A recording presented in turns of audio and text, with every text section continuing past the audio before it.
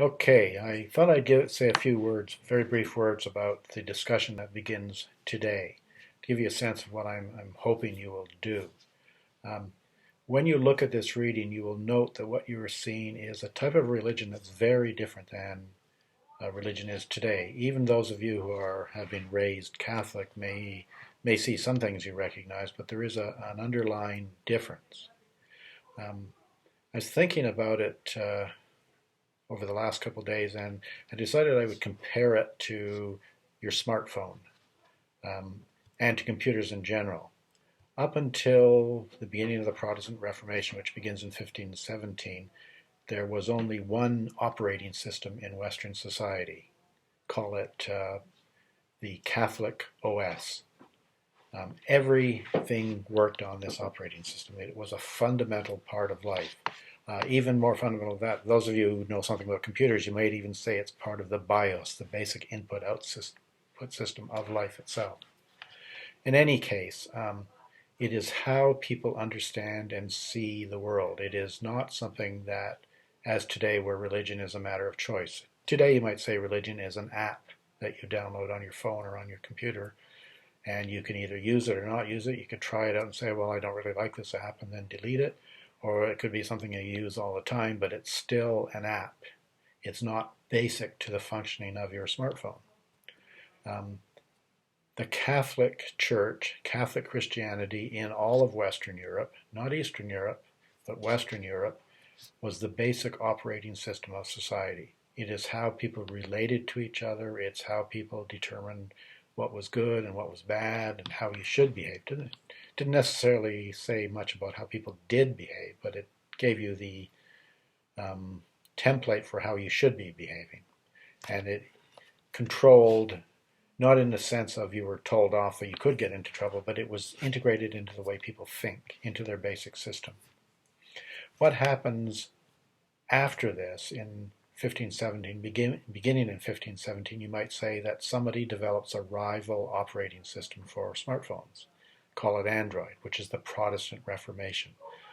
From 1517 on, you have two choices for how you want to operate. You have the traditional Catholic system that everybody used to use in their smartphones, their life, and now you have the choice of Protestant. So you have a it's much more complex than that, as you'll see, because sometimes you don't get to choose. The country you live in decides which of the two operating systems you will use, which in a way is something, well, I don't want to go into that metaphor. I was thinking about when you have cable TV, you don't get to choose whether you want to use Rogers or Cogeco. You use whichever one is in your area. But um, keeping with the smartphone metaphor, um, from the 1500s on, after the period of this reading, you start to have a choice. So what I wanted you to do with this reading is get a sense of what it was like to have only, there is no choice, and people don't even think there's a choice. There, you get a smartphone and it operates, and you don't think that there may one day be a rival operating system that you could decide not to use the one you've been using, the one you grew up with. Um, and this particular operating system is one that is not the way we function today, where we look at most things logically. You have to justify things through logic and evidence. This particular operating system, the Catholic Christian operating system, is one that is based on feeling and sense, the sense of touch, where the body and physical objects and the earth and crops and the air are all integrated with the spiritual, so that everything is infused with spirituality and the physical is part of the spiritual. You don't separate them.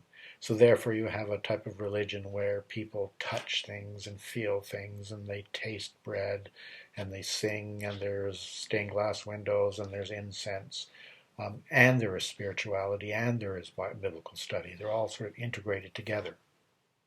So I wanted you through this reading to get to try and time travel and put yourself into the past where you can feel this system. It'll be easier for some of you. Those of you who are Catholic may find it a bit easier, I assume, because Catholicism still integrates the physical into worship. But it's everybody is doing this at this time. It is, with the exception of the very, very small Jewish community that you find here and there in Europe. but they are kept isolated from Christians, and there's so few of them that very few Christians will actually encounter Jews. So it is a unitary cultural system, one operating system for their smartphones until 1517, when a Catholic monk by the name of Martin Luther tinkers away in his laboratory. That is to say, he sits there in his study writing a new system, a new operating system. So what we're doing in this second week and first discussion is just giving you a sense of what changes. So you have to look at what was there before you understand what has changed. Okay, I will post a fuller description of this metaphor up on the main page now, so you can get started.